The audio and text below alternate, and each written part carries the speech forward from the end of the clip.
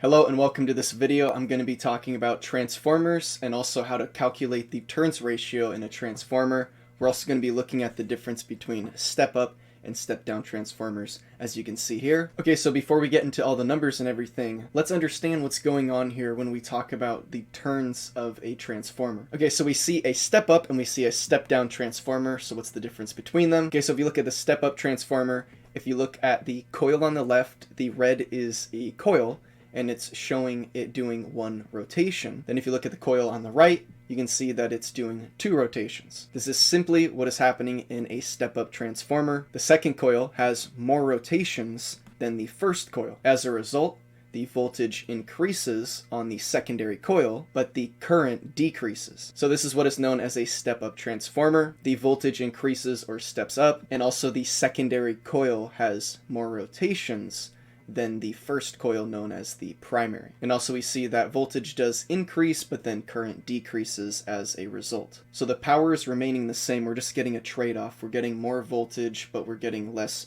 current, but it's still equaling the same amount of power. But we're going to get into that a little later. Okay, so now we look at a step-down transformer.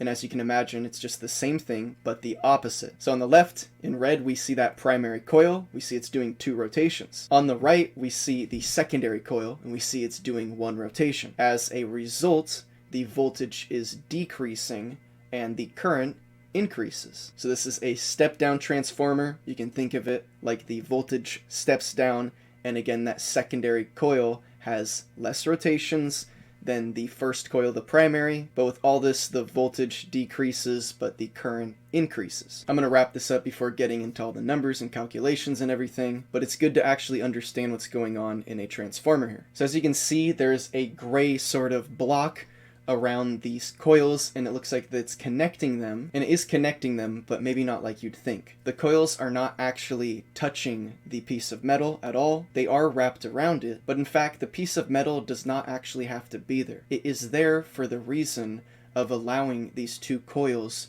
to share the same electromagnetic field. And this has to do with how alternating current works. Since it's alternating current, you always have a constant change in intensity and direction of the current. This is constantly disturbing the free electrons in the secondary coil next to it. This causes them to move, and this is called electromotive force. The block that you see is a material that is ferromagnetic, such as iron. This way now, instead of the coils just being next to each other and completely separate, having their own electromagnetic field, now this block that is placed in the middle of the coils that is connected allows the electromagnetic field to remain the same between the two coils. This is sometimes taken even a step further, where you have one coil with the iron core in the middle of it, and then you have another coil wrapped around that. This is even more efficient, but there are plenty of videos online that are teaching how transformers actually work, so you could always look at those. Okay, now let's get on to the calculations. Now we understand what the turns actually mean in the transformer. Okay, the first thing to know is the formula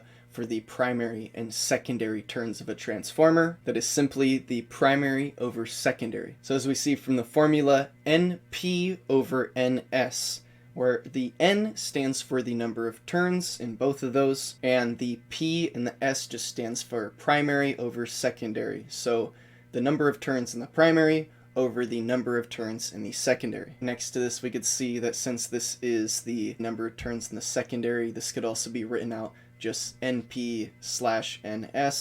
So it's good to be used to both ways of looking at it. Okay, so an example of this would be if we had a transformer that on the primary had 500 turns and on the secondary had 1,000 turns. As we see on the bottom left, we have 500 over 1,000. Simply, we can think that this is 1 over 2. That is the actual ratio of this, and because of that, this is a 1 over 2 turns ratio. So just think it's the number of turns in the primary over the number of turns in the secondary, and that's simply what it is. Okay, so since we had 500 in the primary, we have 1,000 in the secondary, we know it's a 1 over 2 turns ratio. Now would this be a step-up or step-down transformer? And now just think that because the secondary is a larger number, it's a step-up transformer. Now before getting into all the calculations and stuff, we can just comprehend that this is going to mean that in the secondary, the voltage is going to increase. Also, the amount of coils in the secondary has more than the primary, which we already got from the beginning, but now We can tie this all together, and now we can also comprehend that the current is going to decrease because of this. And in all, this is a step-up transformer. Okay, so we know if we have a turns ratio of 1/2, we have a step-up transformer, the voltage increases and the current decreases. We also know if we have the opposite, if we have a 2/1 turns ratio, we have a step-down transformer. Now the voltage decreases and the current increases. Okay, so now let's look at an actual example of this. We're going to look at some formulas to express what's going on here, but looking at the simple numbers will have us visualize what's going on first. If we have a step-up transformer with a turns ratio of 1/2, then the voltage ratio is also 1/2, so those remain the same, but we see that the current ratio is 2/1, so that's actually the opposite. Then we see the power ratio is 1:1. So it remains the same on the primary and the secondary. Now if we look at a step-down transformer and we have a turns ratio of 2/1, we're also going to have a voltage ratio of 2/1, but we're going to have a current ratio of 1/2. The power ratio, of course, is the same on the primary and the secondary. We have a 1:1 ratio. You see the note on the bottom? It's just saying step up versus step down. Just think primary over secondary. That's simply what it is. Again, I already said that, but just think primary over secondary. Don't complicate it too much more than that. Okay, so now we see the numbers. We know step-up transformer, the turns on the secondary is more than the primary. The voltage is stepping up on the secondary. The current stepping down on the secondary. If we have a step-down transformer, the turns on the secondary is now less than the primary. The voltage is stepping down on the secondary, and the current is stepping up on the secondary. And in both step-up and step-down transformers, the power rating is always the same on the primary and secondary. Okay, now we see some formulas. So the first formula, we talked about the number of turns in the primary over the number of turns in the secondary. We see that turns ratio. And by looking at that chart and seeing all numbers, now we can comprehend that the number of turns in the primary over the number of turns in the secondary is equal to the voltage in the primary over the voltage in the secondary. So this is not to say the number of turns in the primary is equal to the voltage in the primary, but it's to say NP over NS is equal to EP over ES. And as we can see in both of these cases, the primary is over the secondary. Okay, so now we know that those equal each other, which means they're going to be the same number. This leads us to current. As we saw in the chart with the numbers, and as we can see here, the current is just the opposite, where we have the current in the secondary over the current in the primary. And this is equal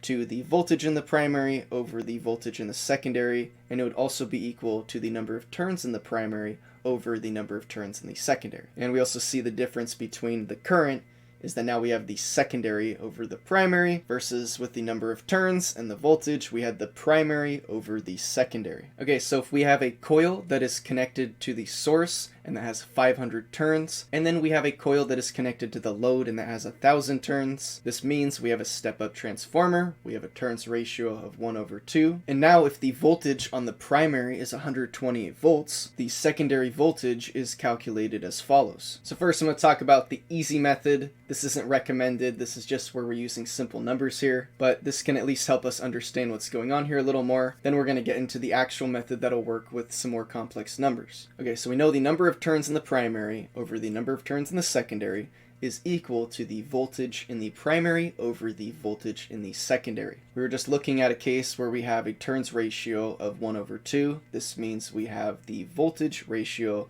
of 1/2 in the primary and secondary as well. Then we were told we have a primary of 120 volts. Well, we know this is a step-up transformer. It's a 1:2 ratio, and the voltage is also a 1:2 ratio. So we can just simply think that it's going to be 120 times 2, and we have 240 volts. Furthermore, we can see that 120 over 240 is that 1/2 turns ratio with 120 in the primary and 240 volts in the secondary. Okay, so now we see a better method that works for more complex numbers. Here we're going to take all the numbers and all the information that we were given. So thinking about that question, we have number of turns in the primary over number of turns in the secondary. We were told we had 500 in the primary and 1,000 in the secondary, and how they said it was that 500 was connected to the source and 1,000 was connected to the load. So it was another way of saying primary and secondary. Then we know we have the voltage in the primary over the voltage in the secondary. We were told we have 120 volts in the primary, so you see 120, and that's over ES, so voltage in the secondary, because we are figuring out voltage in the secondary. So that's a placeholder or a variable, and we know both of those equal each other. So now we can use that to help us figure this out. Now the question is, what is voltage in the secondary? How are we going to figure this out? One method is using something that I was taught as the butterfly method. It's good to have a name and kind of a symbol to remember things. So here we see in blue what kind of looks like a butterfly. Maybe you have to use your imagination, but you could see where you could think of this kind of looking like a butterfly. This can help us use multiplication to figure this out. This shows us that if we have 500 over 1,000, and that's equal to 120 over the variable number, then using the butterfly method, we can turn this into 500 times voltage in the secondary is equal to 1,000 times 120. And we know where all those numbers came from at the moment.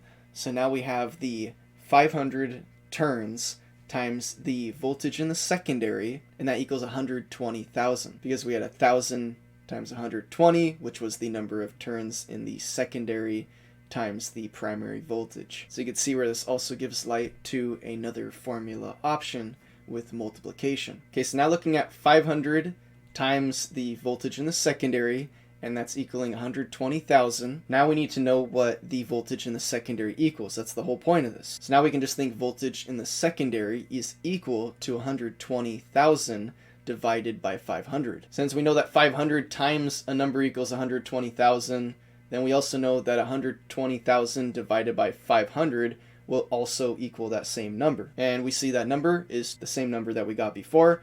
It took a little longer, but as you can imagine, if we had a turns ratio of something like 139 and 624, not saying anything realistic, but as you could imagine, well, how would you then take that and do the simple method? If we actually took the method I just did, you'd be able to figure that out a lot easier using that butterfly method. Now what if someone wanted 240 volts on the primary, step down to 120 volts on the secondary? Well, in this situation, we could reverse the coils to where we'd have 1,000 turns on the primary, and we'd have 500 turns now on the secondary. Of course, now everything would be reversed and flipped, which would give us that 2-to-1 turn ratio, 240 volts on the primary, 120 volts on the secondary. But you need to know, if you're going to reverse the coils, that the voltage must never exceed the original voltage that was across that coil. Now that it's flipped, let's say if we have the secondary coil that had 1,000 turns, that had 240 volts. So that's what that coil is rated to, and you cannot exceed that 240 volts. And the same thing if now you have that 500 turn coil it was on the primary with 120 volts. Now when it's on the secondary, the 500 turn coil cannot exceed that 120 volts. To explain this better, this means that you cannot take a transformer with a 1-to-2 turns ratio with a 120 volt primary and a 240 volt secondary and decide to, let's say, hook up 240 volts in the primary and now get 480 volts on the secondary. Well, the turns ratio is correct, but the coil is rated for 120 volts in the primary and 240 volts on the secondary. Because of this, the inductance of the coils will be too low to provide the required current limits on the coil due to the low reactance. Elaborating on the concept of turns ratio and how it relates to voltage can introduce a new ratio, volts per turn. This is the voltage that is dropped across each turn of a coil, or the voltage that is induced into each turn of the secondary coil. Every transformer has a rating for the volts per turn. So if our primary had 120 turns on the coil and also has 120 volts hooked up to it, we have a 1 volt per turn ratio.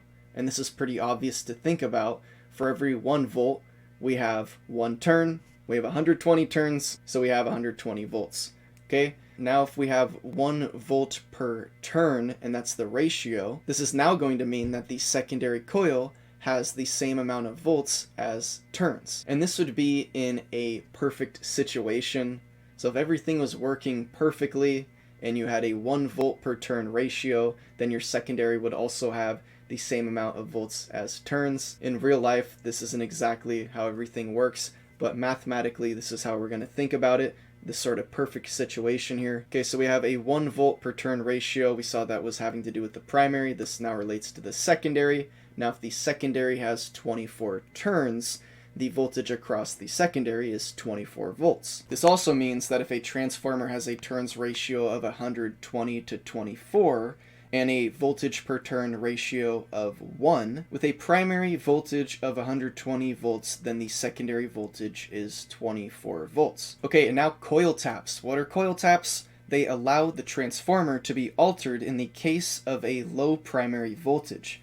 This can happen realistically when the voltage is very far away from the source and loses voltage due to voltage drop. So at the end of a distribution line, a long distance away from the source, the voltage will sometimes be below normal. Now, to get the proper voltage to the equipment in the plants, taps on the transformer primary can be connected. These taps allow the turns ratio of a transformer to be modified in the field to compensate for low primary voltage. So here we see a drawing where we see a primary coil, we see 2.5% coil taps, and we see that there's multiple of them, showing that you could connect to one of them, or you could connect to 2 or 3 of them. Okay, so they're going up by 2.5%. And then we see the secondary coil. Okay, so now a question: if we had a primary coil rated at 7,200 volts AC, and has 1,620 turns, what is the volts per turn value of the transformer? We're going to calculate the volts per turn as follows. Here we have another formula. Voltage per turn is equal to voltage over the number of turns in the primary. And of course, we're thinking about the voltage in the primary here because that's the whole point of a transformer. Whether it's a step up or step down transformer, we're hooking a certain amount of volts up to the primary, and we're getting a different amount of volts out of the secondary. So what we're paying attention to is the amount of voltage. So of course, you always have to have voltage on your primary to get voltage on your secondary. Okay, so if we take that formula and we take the 7,200 volts that we were told is on the primary, now we put that over the number of turns on the primary, we are going to have the volts per turn, because it's not just volts per turn, but you could also just think of it like a ratio. It's voltage over turns. That's all you got to think about. What's the voltage you have? That's the voltage over the turns that you have. The name says it all. It's voltage slash turns, so it's voltage over turns. Okay, so you see the answer is 4.4 repeating. Okay, so now what happens if we're far away from the source and the voltage is 5% lower? So now if we get 7,200 volts, we multiply it by 5%, or like here we have 0.05, we get 360. 7,200 minus 360 is 6,840. And now with a 5% lower voltage, we know that our voltage per turn ratio is just going to be that voltage over turns. In other words, we have 6,840 volts over 1,620 turns in the primary. And now we come up with the answer 4.2 repeating. This shows that when the voltage of the primary is altered, in this case reduced by 5%, then the secondary voltage is also reduced by the same percent. And that's because that voltage per turn ratio from that primary affects the secondary, like we talked about earlier with the 120 volts, 120 turns, and the 24 turns, 24 volts. Okay, so we're thinking about that perfect scenario where the voltage per turn ratio is the same in the primary and the secondary. In a realistic scenario, you want the proper secondary voltage. In order to do this, you can change the taps and remove some of the turns from the primary circuit, and now the volts per turn can be brought back up to a level that gives the proper secondary voltage. So now we have to figure out how to calculate the number of turns in the primary required to drop the original number of 4.4 repeating volts per turn. We now have the 5% difference of voltage, 6,840 volts. Okay, so now we're thinking about an actual realistic scenario. This was just showing us the effect that this is going to have. But now we're thinking, okay, we want the voltage on the secondary to be the proper amount of voltage. So this is how we're going to calculate that. To do this, we can think that the number of turns in the primary is equal to the voltage over the voltage per turn ratio. We're going to make sense of this in a second. We can see that if we math that in, we're going to get 6,840 volts We're going to divide that by the voltage per turn ratio that we have, and now we have the number of turns in the primary affected from the new voltage. So now we have 1,539 turns. Okay, now that is the new amount of turns on the primary that allows the proper voltage on the secondary, with now the 5% difference on the incoming voltage to the primary. This type of transformer is usually furnished with coil taps at multiples of 2.5% above normal and also 2.5% below normal. AN for above normal and BN for below normal. For a primary with 1,620 turns, 2.5 represents about 40 turns. 1,620 times 0.025 shows us 40.5. Moving the connection by 2 tap locations changes the number of turns in the primary coil by about 80 turns. The primaries change from 1,620 turns to 1,540 turns. The turns ratio is changed so that the transformer can compensate for the low voltage and will ensure that the secondary coil now gets that proper voltage. Okay, so now let's look at some of these formulas. There's going to be a free PDF download in the description. You'll see a link to my Google Drive, and you'll see some downloads for what was presented in this video. You can download these on your phone, view them at any time, print them with your printer, and of course, study them. The main formula that we're looking at right now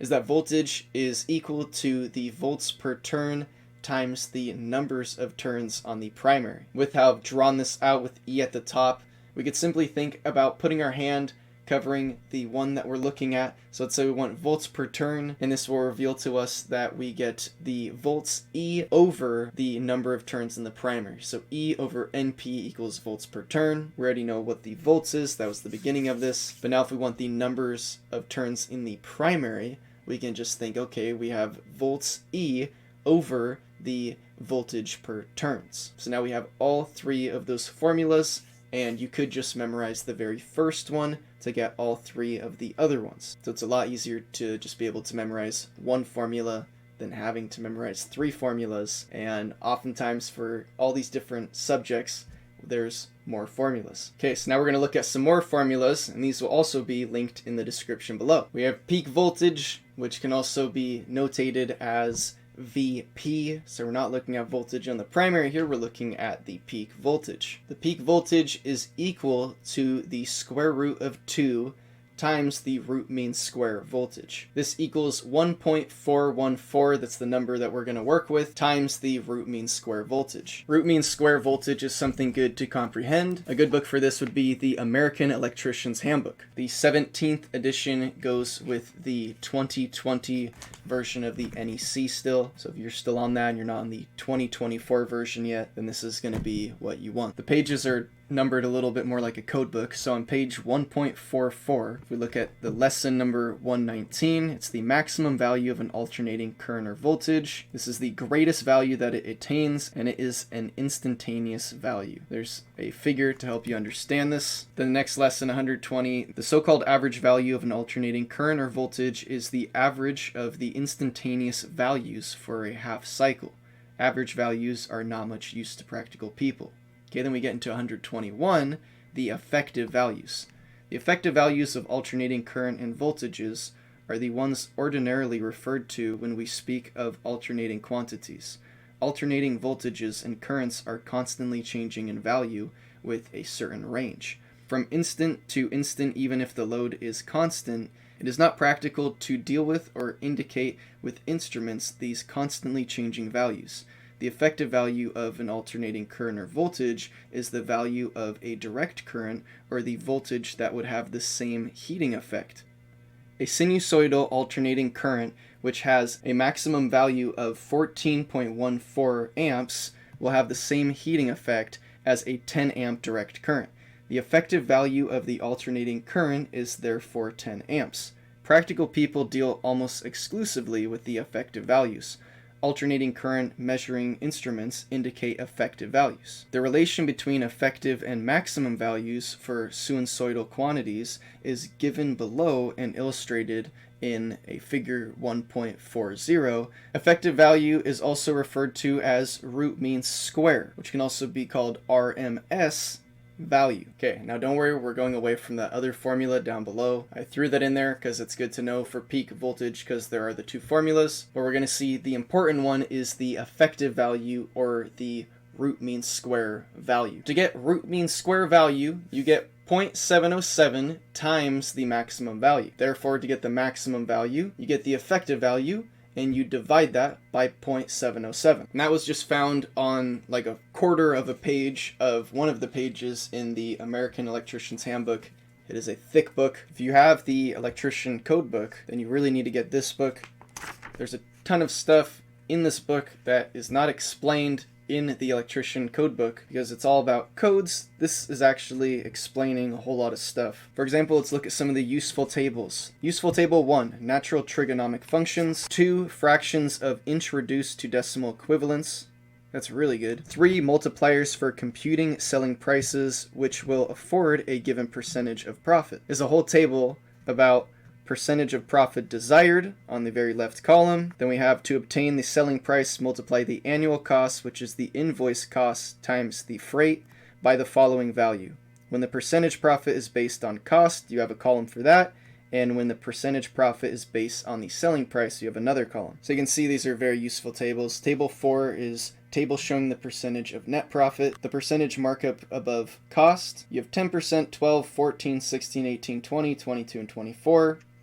The percentage net profit based on selling price for a given percentage overhead based on gross sales. So basically, you're buying certain materials to get your job done. How much are you going to mark up those materials so you can actually make a profit on them? Then we get into division 1, which is page 1.6. We get the lesson 5, which is net profits. We get a whole page about net profits. Goes on to a bit of the next page, and then we get 6, accounting for the time value of money, where we have an example where we are determining the annual cash flow of a project. Then we go a few pages over. We have conversion factors. We have length, surface, volume, weight, energy, power, resistivity, current density, a table for Celsius and Fahrenheit thermometer scales, Greek alphabet with the Greek letter, Greek name, and the English equivalent. We have graphical electrical symbols. That's really good. And you get probably every graphical symbol you're ever going to come across, and probably some that you will never see as well. A few pages over, we have principles of electricity and magnetism. We have magnets, magnetism, magnetic fields, magnetic flux, methods of producing artificial magnets. There's almost everything that you could think about in here. You have resistance, impedance, self-inductance, inductance, inductive reactance, capacitance, farad, capacitive reactance, admittance, conductance, susceptance, conductivity. Okay, so everything you could think about and more, and that's just like the very beginning of it. They get into a million different rules and tricks. Okay, so getting back into it, now we understand what the root mean square voltage means. So the formula we're going to be paying attention to is the square root of 2 times the root mean square voltage, which is going to be the number we're working with, 1.414 times the root mean square voltage. There's also another peak voltage formula, which is 3.14, which is pi, which I just put 3.14 as an abbreviation, divided by 2, and that is multiplied by the average voltage. So the number we're going to be working with is 1.571 times the average voltage. Okay, so now we have a question. The primary voltage of a transformer has 115 volts applied. What is the secondary peak voltage if the transformer has a turns ratio of 4:1? And we think of this as a step-down transformer. We have that turn ratio of 4:1. So if we have 115 volts applied, we're just going to think our secondary voltage is going to be that divided by 4. We have 115 volts. Okay, so all we got to think is 115 divided by 4. We see that 115 volts divided by 4 is 28.75 volts. So remember, we work with the root mean square values. That's the numbers we work with. Therefore, that number that we have in the secondary and primary are our effective values, also known as the root mean square values. Because of this, we saw the formula is 1.41 times the root mean square voltage. Of course, being multiplication, you could do that flipped either way. So here we have the 28.75 volts times 1.41. We get 40.6525 volts. And the actual answer we were looking for is 40.66 volts. Now, if we work backwards, this shows that 40.66 divided by 28.75 is 1.4126087. And if you rounded this, you would just get 1.41. So the conclusion to this is when you're looking for that peak voltage, use the root mean square voltage times 1.41. But since the root mean square voltage is just the effective value, the effective voltage, and that is the value that we're working with, the one that we use, the one that our meters show us, just think of it like the voltage times 1.41. Okay, so that is the peak voltage. Okay, so that's it for this video. If you found this video helpful, please give this video a thumbs up. It'll help me out. It'll help other people see this. If you want to see more videos, subscribe. I've recently posted some more videos about transformers, sine waves, and understanding those things, as well as some stuff with series, parallel circuits, Ohm's formula laws, and more, kind of getting into the basics of that electrical theory. I just had a video on three-phase power explained, and that's an hour-long video that gets into a lot of information to help you understand three-phase systems.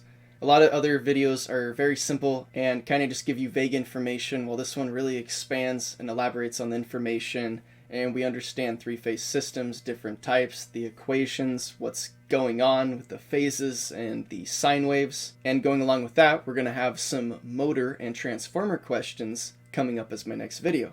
Well, here we had the transformer turns ratio questions, along with the lesson about the transformer turns from the beginning. I'm going to have some more videos on things like using trigonomic functions in electrical, looking at things like the unit circle, and a lot more. So look out for those videos, and until next time, take care, goodbye.